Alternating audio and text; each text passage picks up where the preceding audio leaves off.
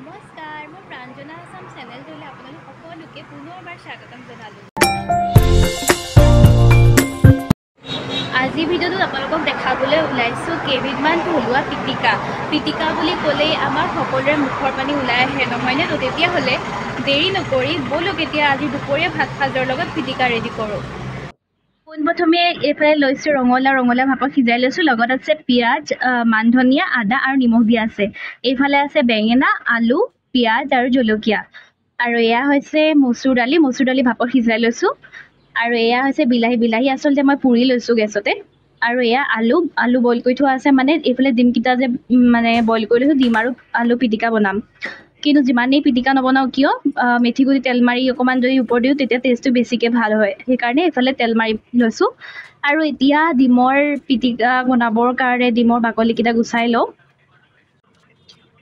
ইয়াতে কিন্তু দুটা কিনা ডিম আছে আৰু লগতে এটা আমাৰ ঘৰুৱা হাঁহৰ ডিমো আছে। এইফালে যিহেতু মেথি গুটিৰ তেল গৰম হৈছে তো কেৰাহীখন লাহেকৈ বন্ধ কৰি দিলোঁ আৰু এতিয়া পিঁয়াজটো ওপৰতে কাটি লওঁ। মই অৱশ্যে পিঁয়াজ কাটি বহুত বেয়া পাওঁ, মানে চকু পানী ওলাই যায় যে, কিন্তু পিটিকাত আকৌ পিঁয়াজ অকণ নহ'লেও খাই ভাল নালাগে নহয়। এইফালে ৰঙালাও পিটিকা বনাবৰ কাৰণে এইফালে ইয়াতো পিঁয়াজ কাটি লৈছোঁ আৰু মান ধনিয়া আমাৰ ঘৰৰ হয় আৰু মান ধনিয়া অকণমান দিলে তাৰ গুণটোৱে ভাল লাগে নহয়নে? আদাও কাটি দিছোঁ আৰু এতিয়া ৰঙালাও পিটিকাৰ কাৰণেতো সেইফালে হৈ গৈছে আৰু এতিয়া বেঙেনাৰ পিটিকা বনাবৰ কাৰণে ৰেডি কৰিছোঁ। ইয়াতে বাৰু কোনবিধ পিটিকা আপোনালোকৰ খুব প্ৰিয় হয় আপোনালোকে কমেণ্টত জনাবচোন। আৰু এয়া হৈছে মচুৰ দালিৰ পিটিকা বনাম। ইয়াত কিন্তু আলু মই ব্যৱহাৰ নকৰোঁ। আৰু এয়া ৰেডি কৰিছোঁ বিলাহী পিটিকাৰ কাৰণে। চবতে মান ধনিয়া অকণমান দিছোঁ, কিন্তু মচুৰ দালি দিয়া নাই বাৰু। আৰু এইবিধ ভোট জলকীয়া মেইন নহয়নে? ভোট জলকীয়াটো অকণমান দি দিম বাৰু পিটিকাতে। আৰু এতিয়া গৰম তেল অকণমান দি দিছোঁ।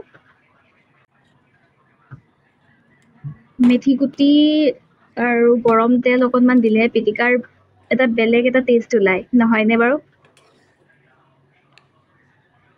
ডিম আলু পিটিকাত অকণমান তেল বেছিকৈ দিম মই, কাৰণ ইয়াত পিটিকাত তেলটো অকণমান বেছি দিলে বেছি ভাল লাগে।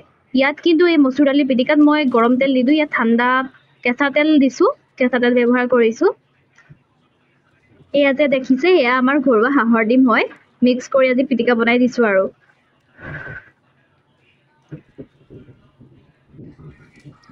বেঙেনাৰ পিটিকাত আপোনালোকে তেলটো অকণমান বেছিকৈ দিব, কাৰণ ৰিস্ক ল'ব নোৱাৰি দেই, বেঙেনাই বহুত বেয়াকৈ খজুৱায় কেতিয়াবা, সেইটো কাৰণে মই তেলটো অকণমান বেছিকৈ দি দিছোঁ।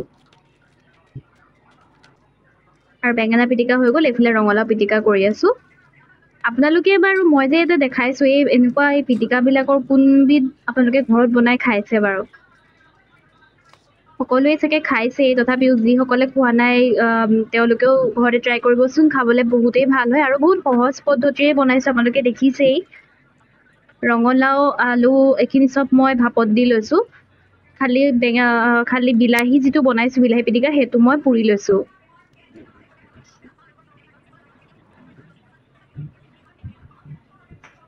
আৰু এতিয়া পিটিকা আমাৰ ৰেডি হৈ গ'ল।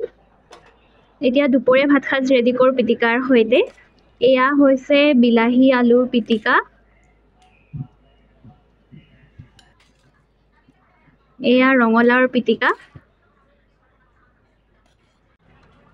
এয়া হ'ল বেঙেনাৰ পিটিকা মোৰ খুবেই প্ৰিয়। আৰু ডিম আলু পিটিকাৰ কথাটো ক'বই নালাগে, এইবিধ হ'লেতো বেলেগ একো প্ৰয়োজনো নাই। আৰু এয়া হৈছে মচুৰ দালিৰ পিটিকা ভাপত দিয়া। আৰু এয়া বনাইছিলোঁ জিকাৰ চব্জি, আৰু এয়া সৰু আলু আৰু বিলাহীৰ চব্জি অকণমানো বনাইছিলোঁ। ভিডিঅ'টো আজিৰ আচলতে পিটিকাৰ ভিডিঅ' আছিলে, যদিও এইকেইবিধ বনাইছিলোঁ কাৰণে আপোনালোকক অকণমান দেখাই দিলোঁ আৰু। বাকী যিহে গৰম পৰিছে, এনেকুৱা গৰমত বেছিকৈ মছলাজাতীয় খাদ্য নাখায়, এনেকুৱা থলুৱা খাদ্যবিলাক খাই নিজকে সুস্থ কৰি ৰাখক। আৰু কোনবিধ পিটিকা আপোনালোকৰ বেছি প্ৰিয় কমেণ্টত জনাব। তো এয়াই আছিল আমাৰ আজিৰ দুপৰীয়াৰ ভাত সাজৰ লগত পিটিকা, আপোনালোকক দেখালোঁ। আৰু ভিডিঅ'টো যদি চাই ভাল পালে তেতিয়াহ'লে লাইক এটা কৰি দিব আৰু কমেণ্টো কৰিব আৰু লগতে চেনেলটো ছাবস্ক্ৰাইব কৰি থৈ যাব। আজিলৈ আহোঁ, বাই বাই।